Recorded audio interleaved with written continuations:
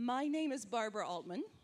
I'm the director of the Oregon Humanities Center, and I'm very happy to see you here for the 5th of the 6 lectures in this series celebrating the bicentennial of the birth of Charles Darwin and the sesquicentennial of his landmark book on the origin of species.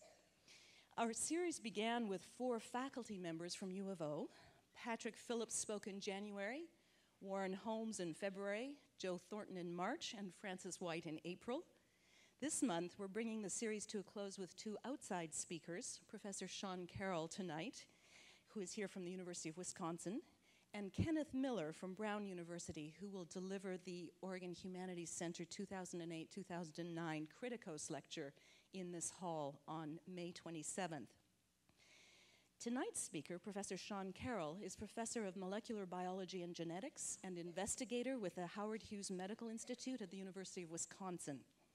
He is here today as the Humanities Center Clark Lecturer for 2009. The Clark Lectureship was established in 1994 with a gift from Bill and Barbara Bowerman. The goal of the lectureship is to promote public discussion on the natural sciences, the history of Oregon, and the interface between science and social and cultural affairs, as exemplified by Thomas Condon of Condon Hall, legendary frontier missionary, geologist, paleontologist, and founding member of the UO Department of Anthropology. The lectureship is named after former UO President Robert D. Clark, who wrote a biography of Thomas Condon. The biography is entitled The Odyssey of Thomas Condon. And I think former President Clark would have approved of this particular scientist as eminently worthy of his legacy, as you will see. We're especially happy at the Oregon Humanities Center to be working with many other units on campus on this series of lectures about Darwin. Our associate director, Julia Hayden, had the foresight to leap enthusiastically at the chance to collaborate with the Department of Biology and several other units when the idea came up. The full list of sponsors includes, as well as the Department of Biology, the Center for Ecology and Evolutionary Biology, the Institute of Neuroscience, the Institute of Molecular Biology, and the College of Arts and Sciences Dean's Office. I want to acknowledge our staff at the Oregon Humanities Center, who does such a great job setting up and running these lectures. And that includes the striking poster that is so beautiful that it keeps being stolen off bulletin boards. We do have extras. Please just ask. We can give you a clean copy if you want one. So much appreciation, therefore, to Melissa Gustafson, Peg Gearhart, Dylan Bragg, Noel Alawi, and our various friends and allies who come and help us run these things. For now, let me get back to our guest for the evening. I am simply introducing the introducer, so you'll have someone who knows Professor Carroll's profile better than I do in just a moment. I knew that I would like Professor Carroll's work when I read him described as, among other things, like Rudyard Kipling, only in a lab coat. His books have met with great critical acclaim and many awards because they bridge science and the humanities and show the general public why we should care about evolutionary developmental biology, or EVO-DEVO, as I learned to call it this afternoon in an interview that I did with Professor Carroll. And in fact, I invite you to watch for the UO Today interview with him, which will air in about 3 weeks and which will be available on the UO channel pretty soon. In fact, his work, although it may be about fruit flies and other various things, teaches us about the human condition, and therefore it is of the broadest possible interest. But to give him his due with all of his credentials and his achievements, I'm going to hand off to Professor Patrick Phillips from the Department of Biology. Enjoy the lecture.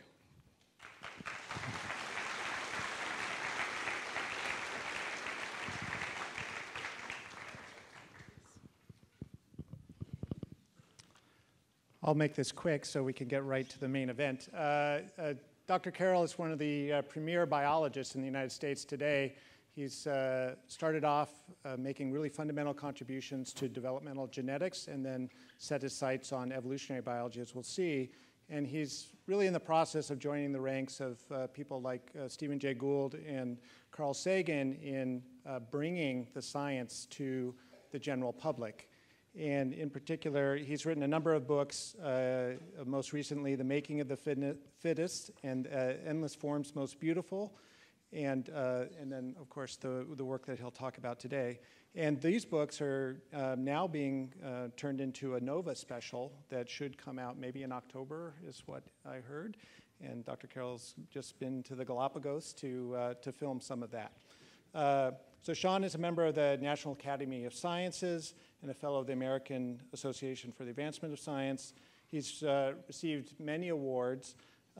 He earned his BA in biology at Washington University in St. Louis and his PhD in immunology at Tufts Medical School. And he carried out his postdoctoral research at the University of Colorado at Boulder. And the thing that Dr. Carroll doesn't know is that he's actually mostly responsible for this lecture series moving forward. So this is our fifth lecture. How many have been to all of the lectures so far? All right.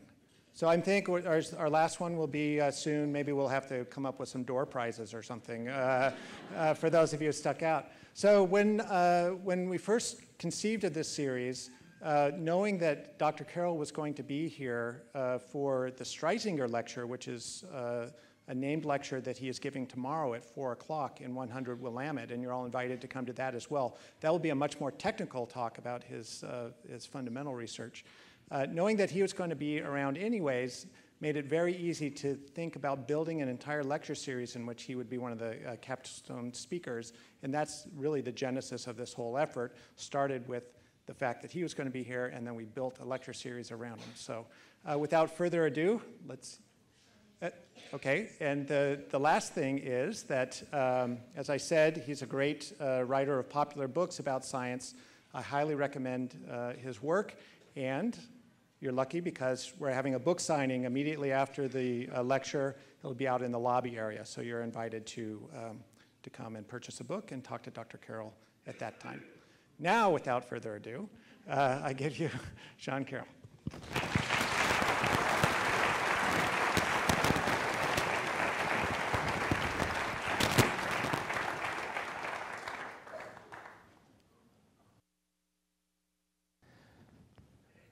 Hope that short film puts you in the mood for some adventures. Thank you, Barbara. Thank you, Patrick, for those extremely kind words and that very nice introduction. Thank you, Oregon, for the hospitality and for not hitting me with a tree. And Provost is okay. His beamer is evidently not. And thank all of you for coming out tonight. The search for the origin of species, both in general and of specific kinds of creatures, has entailed a series of truly epic adventures over the last 200 years. And I've had a great time chronicling those for my new book. And what I want to do tonight is share with you some of those stories and really celebrate the explorers that undertook these tremendous voyages and expeditions. And I'm also going to have to figure out, I'm going to get this thing right. It's the last thing I do. Hold on a second. Projector, data, blank on, PC2. I figured out your classroom. Okay. So I think the author C.W. Sarum described adventure best as a mixture of spirit and deed. And what I hope is you'll come away tonight with some inspiration by their spirit and take away a much greater appreciation for the magnitude of their deeds. Now, all over the world, throughout the year, we're celebrating the achievements of Charles Darwin, no doubt our greatest naturalist and the leader of a far-ranging scientific revolution. And my talk tonight is in part my contribution to that party. But my agenda is a little bit broader than that. Darwin's voyage and works are well known, and rightly so. But the making of the theory of evolution and its early growth and acceptance owes a considerable debt to two other men, Alfred Wallace and Henry Walter Bates, who undertook voyages that were even longer in duration and under yet even more difficult circumstances. Now, these three men, just noticed something strange that happened on PowerPoint today. You never know. Thank you, Bill Gates. These three men have a lot in common. They're all Englishmen. They were all extremely eager to leave England to see the glories of the tropics. They were all young when they set out on these adventures. Darwin was 22. Henry Walter Bates was 23. Alfred Wallace was 25. They were prodigious collectors. I think, in fact, they had some form of OCD, I think obsessive collecting disorder, because they pretty much, pickled or pinned every bug or bird or critter that they ever saw for the rest of their lives. But most importantly, as collectors, they developed an appreciation for the great variety that any individual species exhibited. And from this really hard-earned knowledge, they transformed from collectors into scientists and asked questions, not just what creatures existed, but how those creatures came to be. And the pursuit of those questions led each man to unique discoveries. So what I want to do tonight is I want us to walk in the shoes of these three pioneers to see how the theory of evolution by natural selection was born, and to see how the creatures that they encountered led them to their respective insights. I think their voyages and their discoveries, they mark really the first golden age of evolutionary biology. And then in the last part of my talk, I want to briefly explain why I think that right now, today, we're presently in a second golden age of evolutionary science. Now, no one's experiences better fit that description of spirit and deed than Alfred Wallace. And my tales tonight are going to begin with Alfred Russel Wallace in the Amazon in about 1848. Now, Wallace had several purposes in mind in traveling to the Amazon. Perhaps the most simple one was he wanted to get out of England. He hated his day job. He had ended schooling at a relatively young age and worked through a series of jobs. And he was feeling pretty unfulfilled. He also wanted to build a natural history collection. He was an avid collector, and he had pretty well exhausted what England had to offer. So he proposed to his fellow collector and friend, Henry Walter Bates, that they would go to the Amazon really to build a collection for themselves. Simple enough idea. Now, they had one problem. They had no money. So how are they going to support themselves? How are they going to pay for this grand adventure? And the scheme they came up with was, well, okay, we'll collect for ourselves, but the duplicate specimens we'll ship home. We'll sell them back to Victorian collectors and to museums. And that way, pay our way. And Wallace had one other idea in mind. He explicitly said to Bates, he said, let's also gather facts towards the problem of the origin of species. Now, what was that problem? Well, in the 1840s, this was a question that was very much circulating in British society. There were some anonymous books, there were various articles, but it was a pretty disreputable topic. But nonetheless, it was an open question. And the open question was, were species immutable, specially created by God, as most people thought, as was the doctrine of the Anglican Church? Or were they changeable, the product of natural laws? So in 1848, off Wallace and Bates went to the Amazon, and they landed at Para on the coast of Brazil. And for about a year, they explored this region together, and then they split up to cover more territory, which I think was a Victorian gentleman's way of saying they were getting on each other's nerves. So we're going to catch up with Bates a little bit later, but what happened was that Wallace made his way first up the main trunk of the Amazon and then up the Rio Negro. And he went so far that he actually went farther than any European had ever gone. By 1852, he was 2,000 miles upriver. Of course, it was an arduous journey, all the way collecting. Now, by 1852, he'd had enough. There was, of course, the physical exertion, tropical diseases, malnutrition. He didn't have time to ship a lot of specimens as he got further upriver, so he was storing them in crates at various places up the river. And he was also taking care of almost 36 live animals. So his plan was that he was going to take these all the way back to the London Zoo. So he had with him, he had a woolly monkey, and he had a macaw, and he had a toucan, and he had these in little cages. And he's saddled with either yellow fever or malaria, trying to feed these things every day, 2,000 miles away from the coast. He figures he's got to head for home or this might kill him. Not an unreasonable fear. So he gathers together his animal cages, starts heading downriver, picking up his crates of specimens as he goes along, and gets all the way back to Para to find a boat headed home for England. And he finds a boat, the Helen. It's headed home to England. So he gets all his specimens and animals on board, and, well, what happens next? I'm going to let Wallace tell you in some of his own words. So they're about 4 weeks out of port, out of Brazil, maybe about 700 miles east of Bermuda, and the captain comes to his cabin and says, "I'm afraid the ship's on fire. Come and see what you think of it." Now, Wallace was in a bit of a weakened state anyway. He was still sort of recouping, and the ship's on fire. And he follows the captain of the hold, and sure enough, the hold is smoldering, and it can erupt at any second. And Wallace realized there's no time. He races back to his cabin, and all he has time to do is to grab a little tin box and throw a few shirts in it, and grab some drawings of some of the Amazonian fish that he had seen. And then he heads for the lifelines.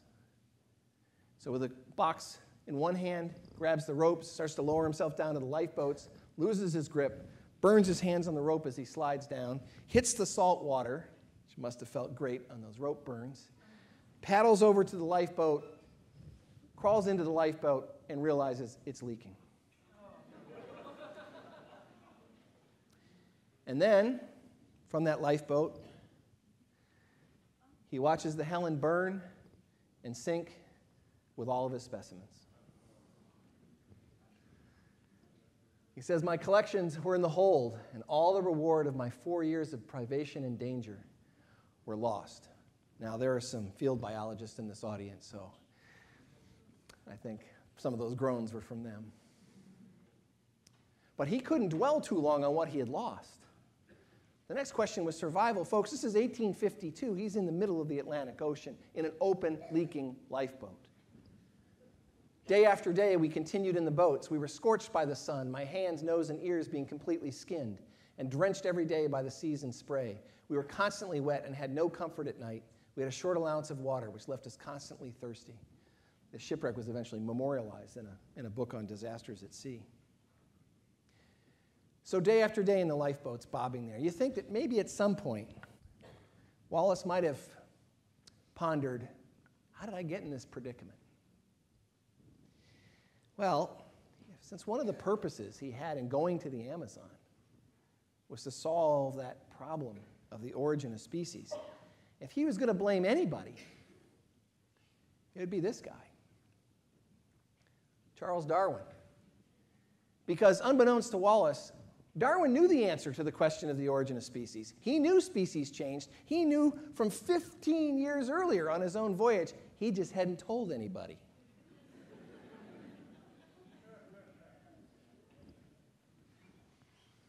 So how did Darwin know, and how do we know he knew?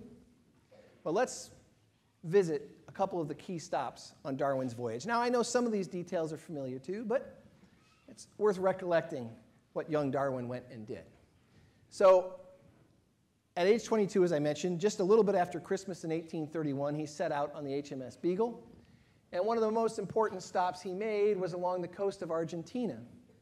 Now, Darwin had some experience in geology, thanks to his last few months in Cambridge. And he was pretty good with a rock hammer and pretty good at finding fossils.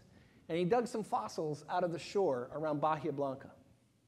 And he packaged these up and shipped them back home to England, and the experts started identifying them. And it turns out Darwin had found the remains of at least 7 different species.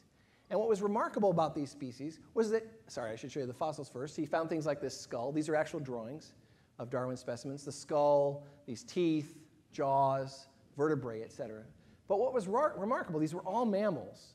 But what was outstanding about them was they were all huge, so-called South American megafauna, like this giant ground sloth. In fact, the species was named after Darwin.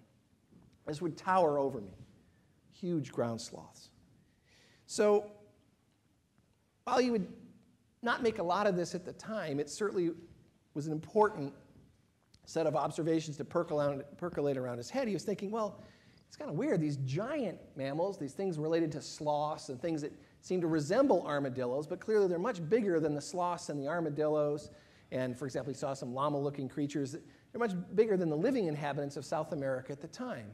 So he certainly starts pondering, what's the geological relationship between these extinct animals that I'm digging up these fossils of and the living inhabitants of South America?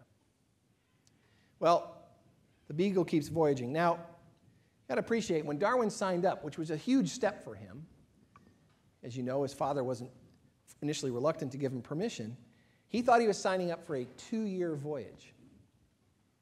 Well, by the time he got very far into South America, he realized this was going to be a much longer voyage. And you may also know that Darwin never got over his seasickness.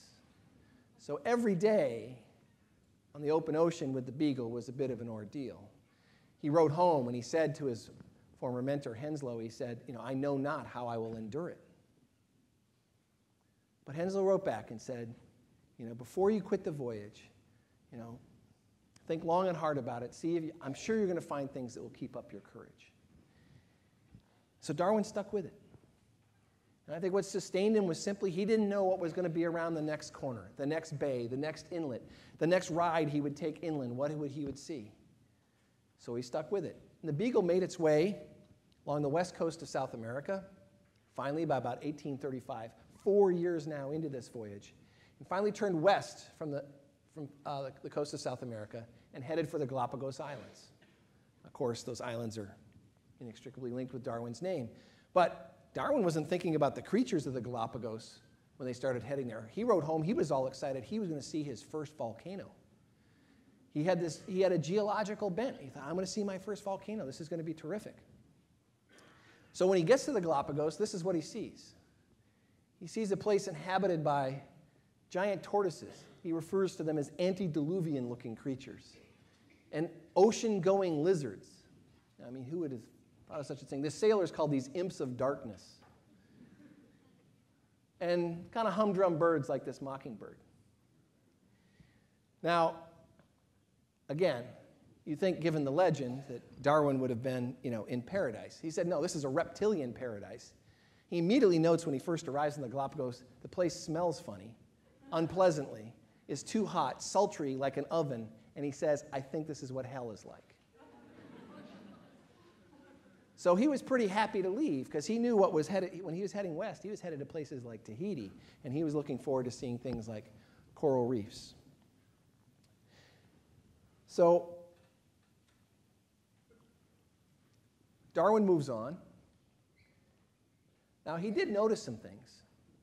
For example, he had collected some mockingbirds on different islands, 3 slightly different mockingbirds, and each unique to each particular island.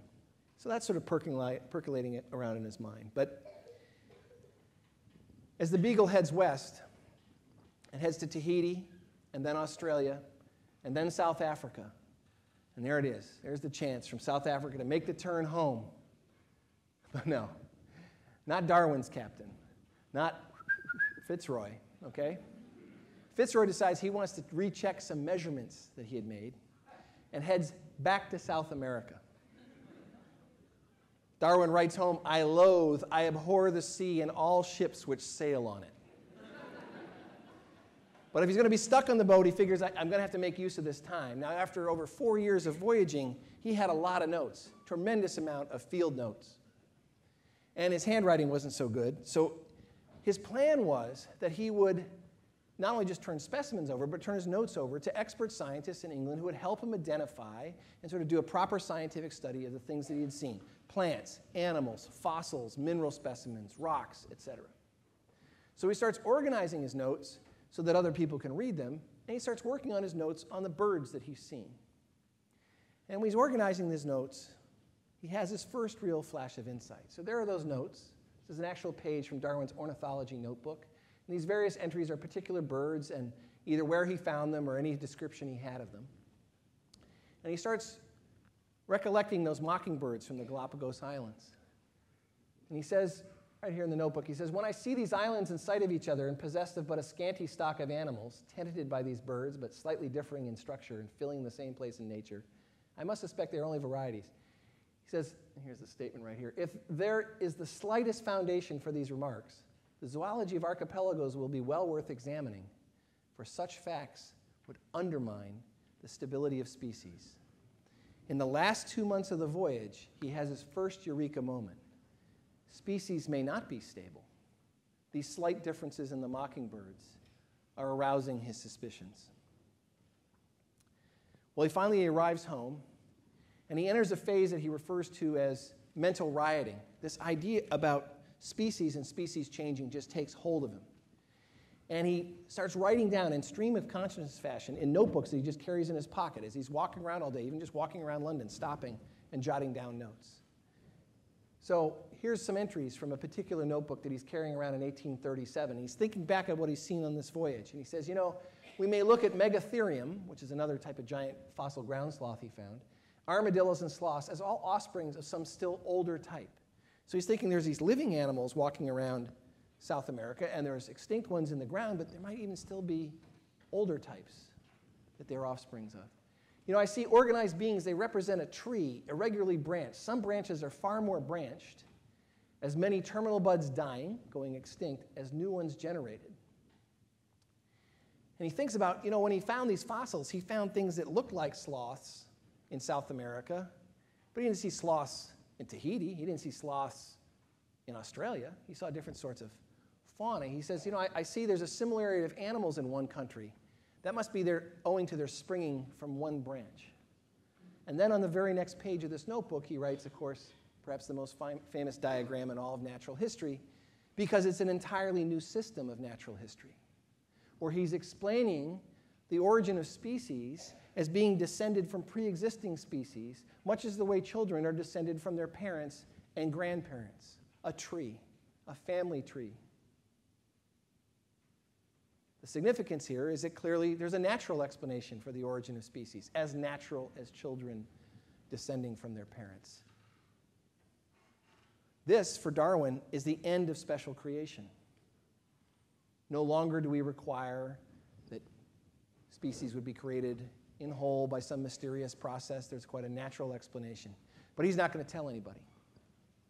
He's 28 years old. He's barely been home a year.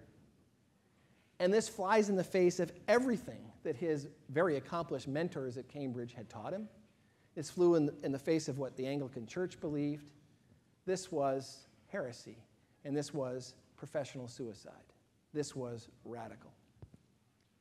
But he keeps this mental rioting going. And in the next year, he even comes up with this idea of natural selection, this competitive process that will cause slightly different forms to become even more different from each other in the making of new species. Now, Darwin, as he's a couple years into this process of theorizing, he's feeling a little bit exasperated because, remember, he's a great student of the new geology. Now, the new geology was saying, look, the landforms of the Earth were shaped by natural processes. The Earth was much older than people had originally thought. And he thinks about astronomy, where, of course, for centuries, astronomers have been telling us that there are laws that govern the movement of planets and other objects in the heavens.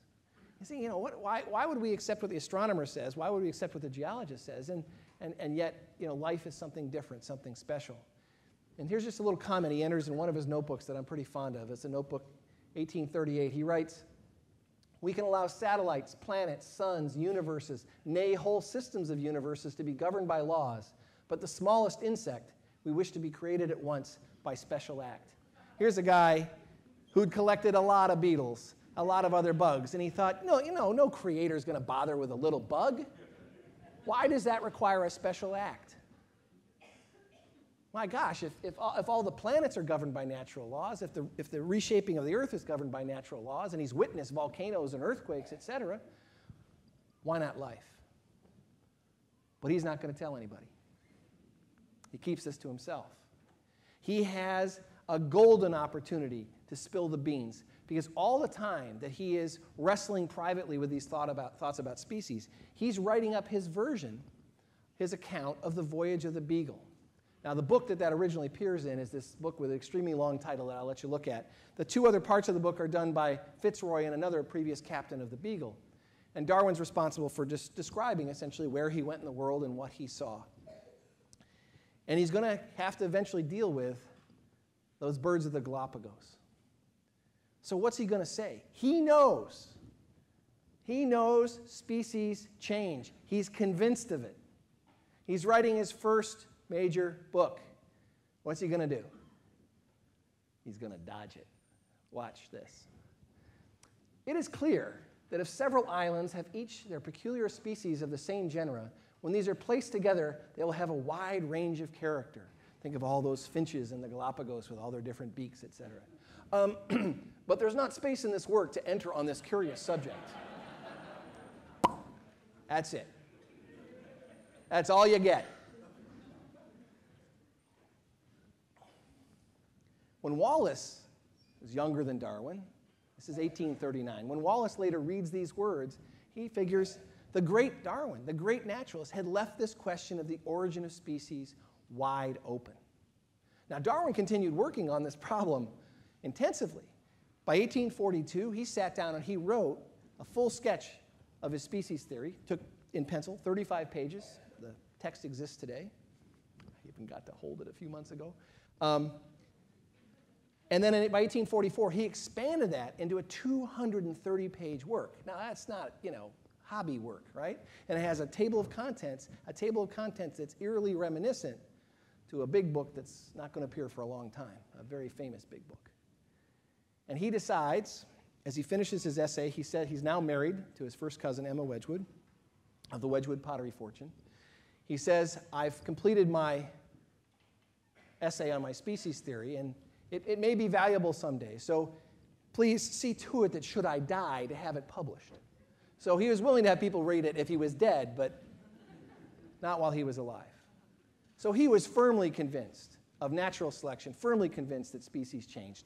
He just wasn't divulging it, certainly not publicly. Only in the mid-1840s does he start divulging little bits of it to a few scientists.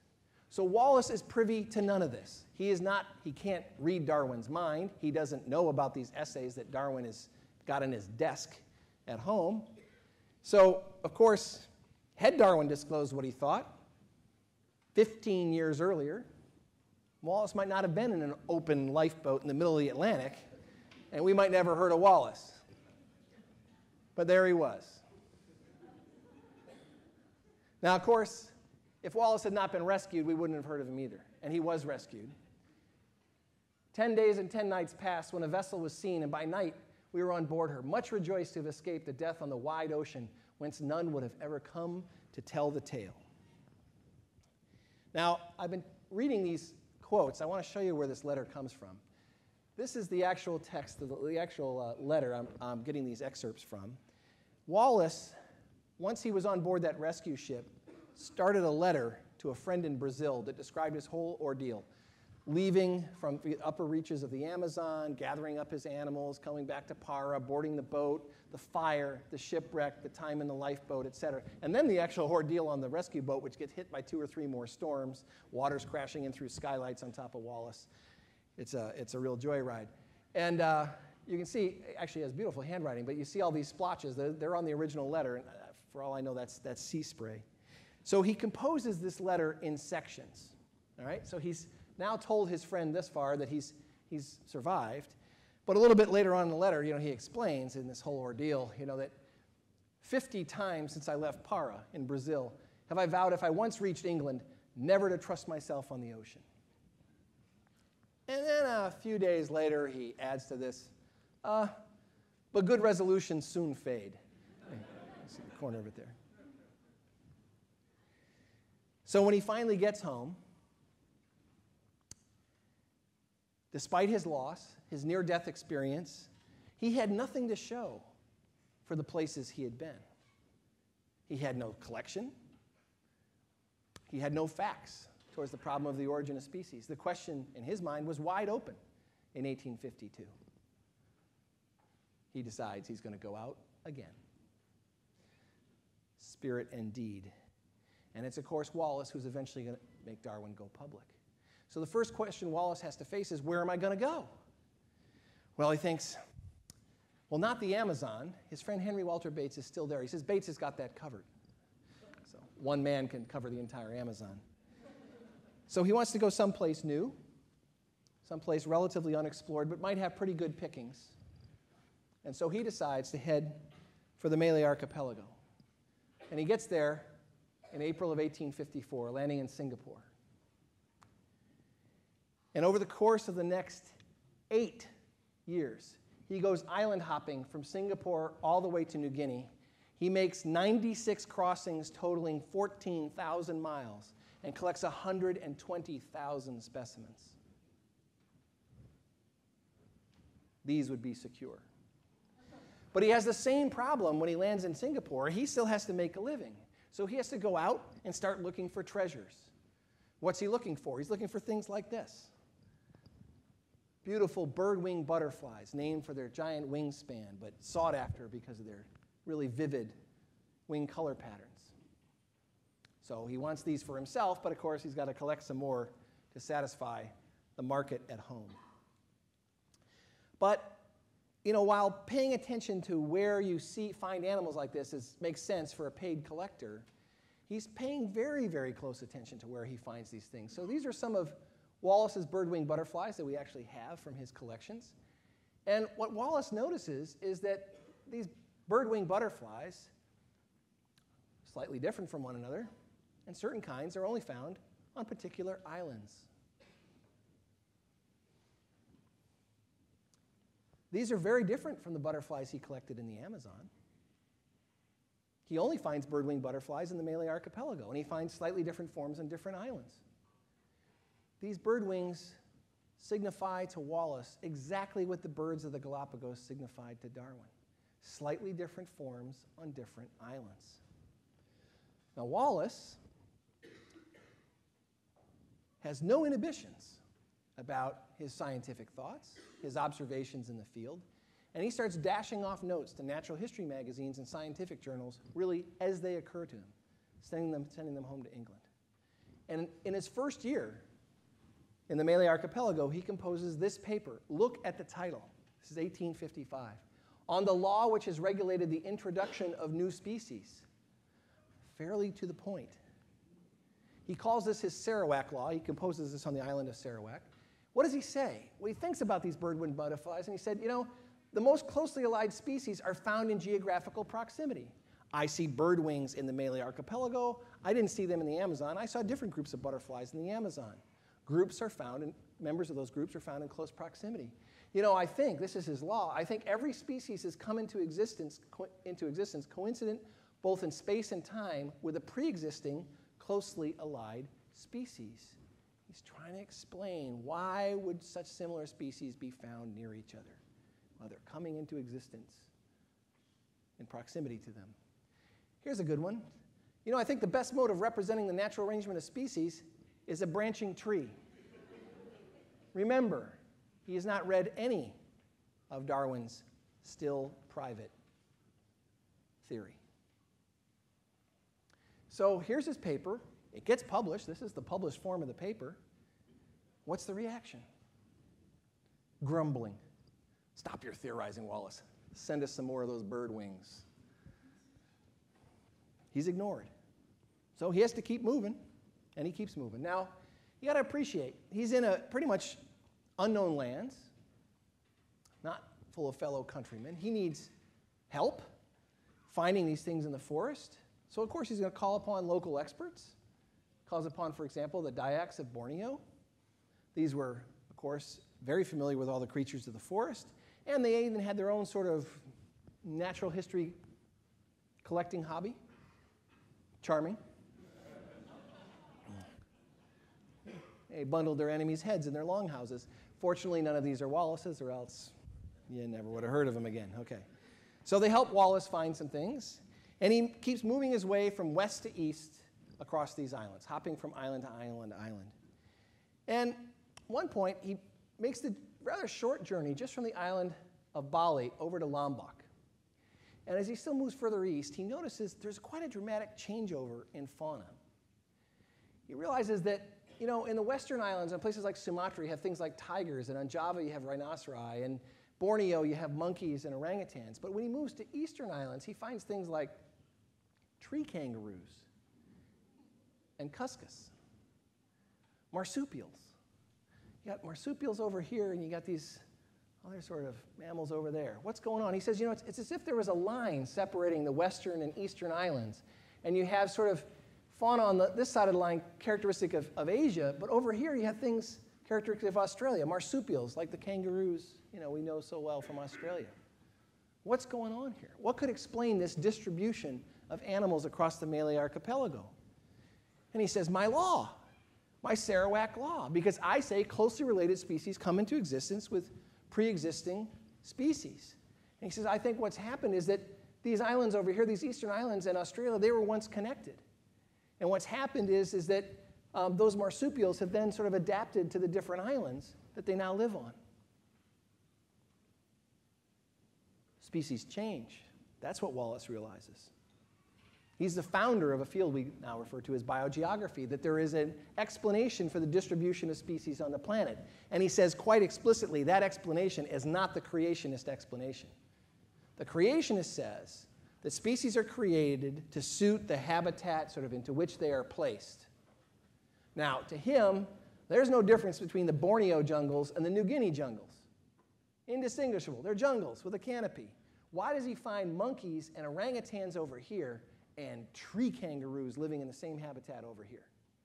No, there's a historical explanation. These species are descended from closely allied pre-existing species. They're not placed there like chess pieces on a chessboard. So he rejects special creation explicitly. In a paper he writes, it's the end of creationism for Wallace. Species evolve. So the next question for him is how? Well, he keeps moving east. Oh, sorry, I should mention this is now called the Wallace Line, 150 years later. He moves east to an island called Ternate.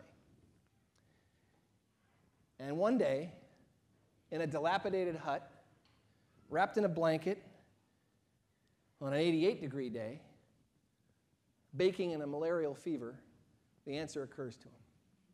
How do species change? He says, well, here's a veteran of 8 years in the jungle. He says, you know, the life of wild animals is a struggle for existence and to provide for their infant offspring. And, you know, he's seen a lot of species, and he's studied a lot of individual members of species. And he says, you know, perhaps all the variations must have some definite effect, however slight, in the habits or capacities of the individuals. A variety having slightly increased powers must inevitably in time acquire a superiority in numbers.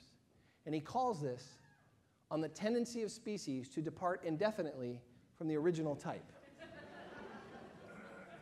Okay. Not exactly poetry, but serviceable. So as his fever clears, and he writes this down in just a few days, as his fever clears, he's got another paper, and he is going to send it to England for publication. And he sends it to a naturalist with whom he started some correspondence a year earlier. He sends it to Darwin. Mm-hmm. And Darwin receives it, and he's shocked. He's shocked. He tells his friends, he says, you know, Wallace could not have written a better abstract of my theory if he had just had my notebooks in front of him. Why? Well, let's look at actually what Darwin was writing. This is unpublished manuscript from Darwin. He was working on a big book on species at his home in Down a year earlier. This is February, March 1857. He's working on this chapter. Look at the chapter header, The Struggle for Existence as Bearing on Natural Selection. And what did Darwin say? He says, all of nature is at war. The struggle very often falls on the egg and seed or on the seedling. Any variation, however infinitely slight, if it did promote during any part of life, even in the slightest degree, the welfare of the being, such variation would tend to be preserved or selected. Look at the resemblance. Neither man knows what the other has been writing or thinking. Great minds think alike. These are two veterans of the jungle. These are two men who had both visited numerous islands, seen species that were slightly different from each other. These are both collectors who had collected numerous examples of every individual species they could. They knew about variation, and they thought that variation might affect the capacities of those individuals and come up with very similar ideas. Okay, so what's Darwin going to do? Well, what Wallace asked him in his letters, he said, if you think this is worth publishing, please pass it on to Charles Lyell for publication. Lyell is the geologist, and Darwin does. And Lyell and Darwin's friend Joseph Hooker, the botanist, decide that the best thing to do is to present Wallace's paper and an excerpt from Darwin's work. They were both privy to Darwin's thoughts by then. This is 1858. Darwin had divulged his complete idea, just not published it. And they said the best thing to do would be to have Darwin publish an abstract of his theory alongside Wallace. And so at the Linnaean Society on July 1st, 1858, these papers were presented. And here it is, the published proceedings. The debut to the world of the idea of natural selection. Yeah, Wallace's original title is there, but that didn't seem to catch on the tendency of species to form varieties. What happened? Nobody paid any attention. Wallace wasn't there. Wallace was still thousands of miles away in the Malay archipelago. He wouldn't be home for 4 more years. Darwin wasn't there. The month of June, his son was struck with scarlet fever, died, and on that very day, July 1st, he was burying Charles Jr. in the family graveyard. The man presiding over this meeting later wrote at this of the proceedings of the Linnaean Society that nothing in particular happened that year that revolutionized their science. Okay, but obviously Darwin had a greater incentive to finally complete his big work, and so he poured it on, and next year this book appeared, Darwin's book on species. Now people paid attention. Well, why'd they pay attention? Well, they paid attention because it was a great synthesis. It had marshaled essentially all the available information from natural history, from the fossil record, from all sorts of sources. It was argued clearly and persuasively, I think often phrased eloquently. He had a running start. A lot of the language he had written in the early 1840s was imported into The Origin of Species. And he wrote it so that lay people could understand it. It wasn't technical, completely readable. It was an argument in which he weighed both sides of all the issues, the strengths and the weaknesses of his theory. Pretty unique, even 150 years later. It heralded the end of creationism and a whole revolutionary new view of nature. And it set the agenda for the next 150 years, and hopefully many years beyond. And one of the immediate questions was about this idea of natural selection. This was the full explication of this idea of natural selection. And naturalists were wondering, is natural selection really strong and sensitive enough to shape the fine differences among species? Does this really exist? Does Darwin's idea even have any validity? Well, that same year of 1859, remember our old friend Henry Walter Bates? Well, he dragged his rather dilapidated carcass home from the Amazon. After 11 years in the Amazon, 10 on his own. He had collected more than 14,000 different species, 8,000 of which were new to science. And he had suffered. He had been robbed at times, left shoeless, clothless, penniless, malnourished, goodness knows how many tropical diseases, hostile tribes, all sorts of insects, you name it. But later in his memoir, what he said? The saddest day was in his life was when the boat took him away from the shoreline of Brazil and he could no longer see land, a land he described as a land of perpetual summer. And then images of England started to come back into his mind of gray, rainy. Oh, sorry, I shouldn't really rub that in, should I? Okay.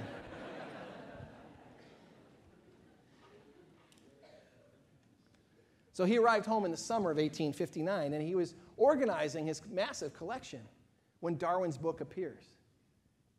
And it gives him a framework for everything he had seen in the jungle.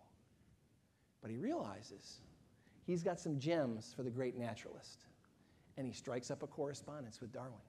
He says, I think I've got a glimpse into the laboratory where nature manufactures her new species. Oh, this is music to Darwin's ears. He's taking a thrashing in the press. Anonymous reviews, signed reviews, whatever it was, he's getting beat on. But now here's a naturalist with 11 years experience in the jungle saying, Mr. Darwin, I have some new information for you. Now Bates was feeling a bit discouraged because there was no scientific position waiting for him. He was an amateur, just like Wallace, right? A poor amateur. I mean, not poor as a scientist, but I mean poor as in money. So he comes back. He has to live with his family for 3 years. But during this correspondence, Darwin becomes his #1 rooter. He's rooting Bates on. Bates, write up your work for scientific journals. Write a memoir of your travels. I'm sure it'll be fascinating. So he's Bates' biggest fan, just keeps encouraging him.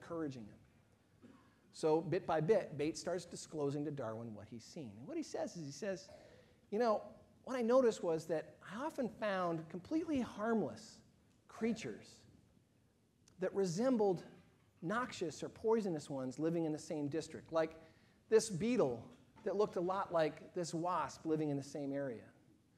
Or something like this caterpillar that at one end so resembled the head of a small pit viper that when I carried it into the village, everyone ran off, terrified.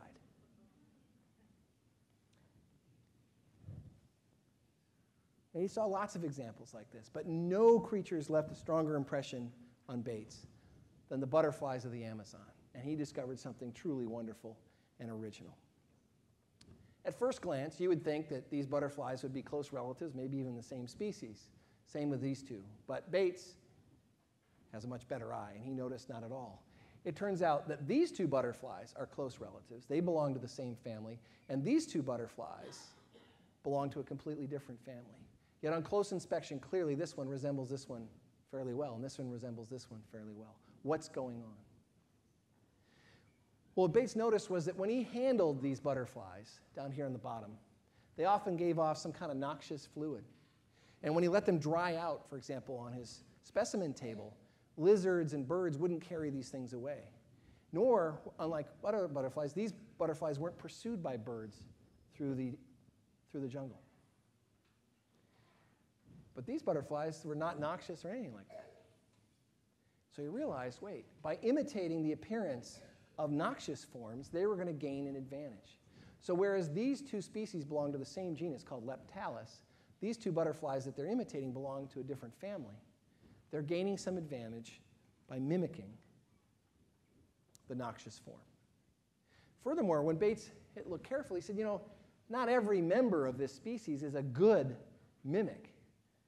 They're variable. So it's not as though these butterflies are being stamped out the way a toy is stamped out of a press. They're slightly variable. And that tells them there must be a natural process at work that's making these butterflies and making them slightly different. Natural selection. So what's he say? He says, to exist at all in a given locality are Leptalis, which are these butterflies. She must wear a certain dress, and those of its varieties that do not come up to the mark are rigidly sacrificed. Poor mimics are eaten by the birds. I believe the case offers the most beautiful proof of the theory of natural selection. This was not a coincidence. These mimics only appeared in the same district. It wasn't like this was a northern Brazilian and a southern Brazilian butterfly. You only saw this when they overlapped in territory. Well, you know who else thought it was a beautiful example of natural selection? Mr. Darwin. This is the letter he wrote to Bates. Footnote, it's at Case Western Reserve University. You never know where you're going to find Darwin material. Right here, what does he tell Bates? He says, in my opinion, is one of the most admirable and remarkable papers I ever read in my life.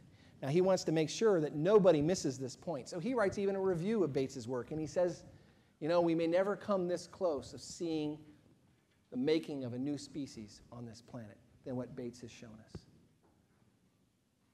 Batesian mimicry, the mimicking by some harmless creature of a noxious or poisonous one, becomes key underpinning of Darwin's theory of natural selection. Darwin had relied very heavily on the analogy to domestic breeding to explain natural selection. Now he had another naturalist coming out of the jungle saying, look, I've seen this at work. How else could you explain the similarity of appearance between these creatures and the advantages that they would gain?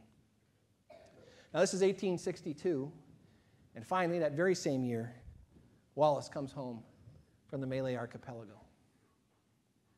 Now the three men are good friends.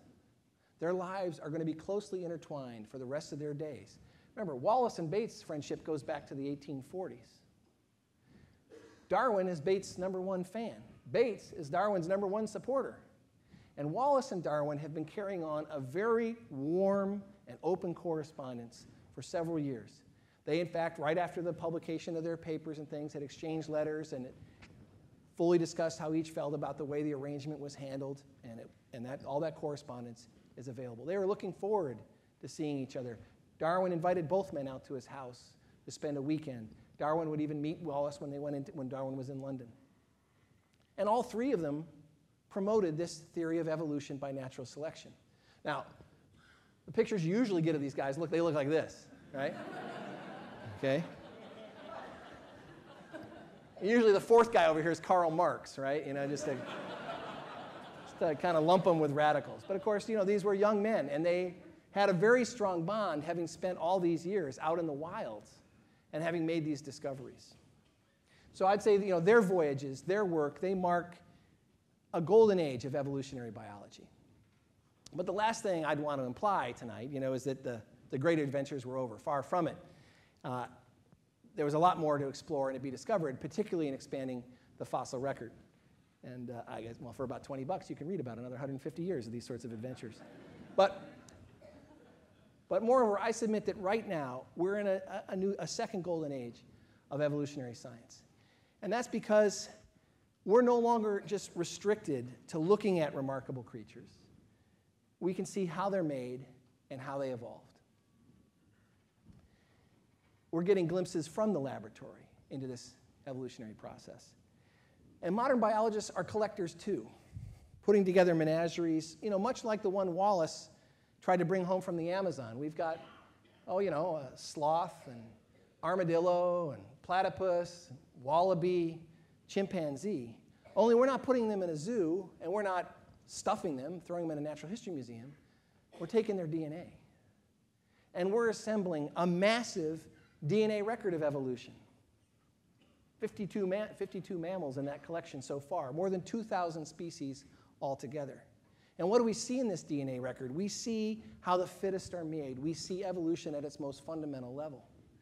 We see how different forms have evolved. And as we mine this massive record, I would say, we share the same sense of wonder and surprise and discovery as the pioneers. Only we don't have to kind of barf our way to work in the morning like Darwin did, or confront malaria as virtually everybody else did, or headhunters, I guess, just peer review.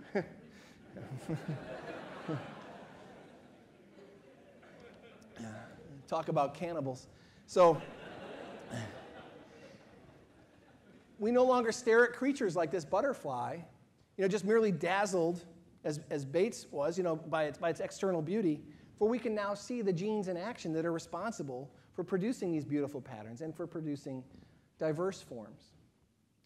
Okay, well, what about the fossil record? What could be better than fossils like these that were collected by, Darwin and so many more people over the next 150 years? Well, how about DNA from fossils? An entirely new way of peering into the past that not only Darwin could not possibly imagine, but really most modern biologists didn't imagine could be done on such a scale as it's being done today. But those tales are for another day, and if you want some hardcore stuff, it's 4 o'clock tomorrow. My task was to highlight where all this started. And among the past adventurers, the one we celebrate this year, and above all, is Darwin. Why? Well, certainly the scientists in this room would have their own answers to that. But I'm going to give Wallace the last word. Now, there's been a lot of speculation.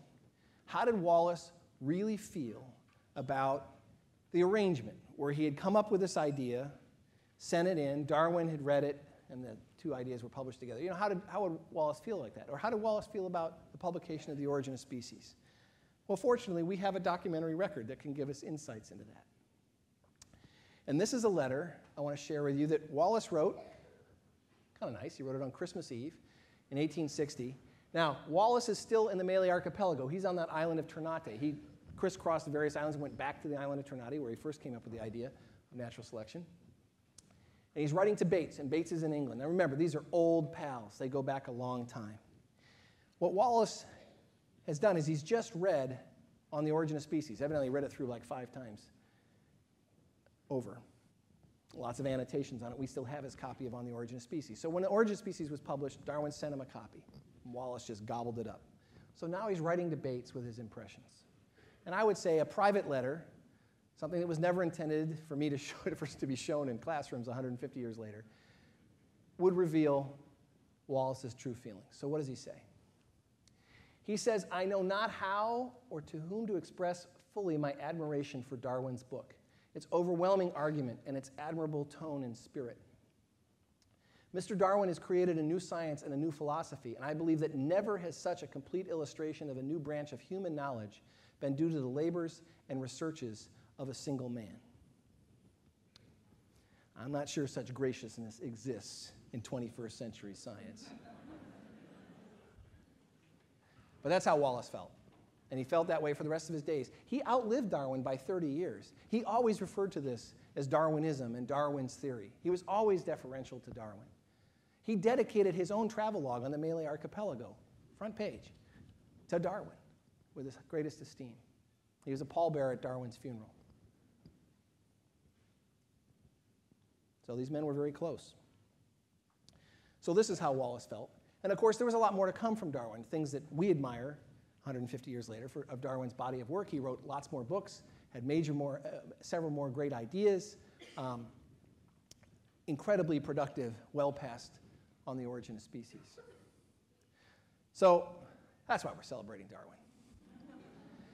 So what I'd like to do in these last couple of minutes is just share with you my birthday wishes for Darwin.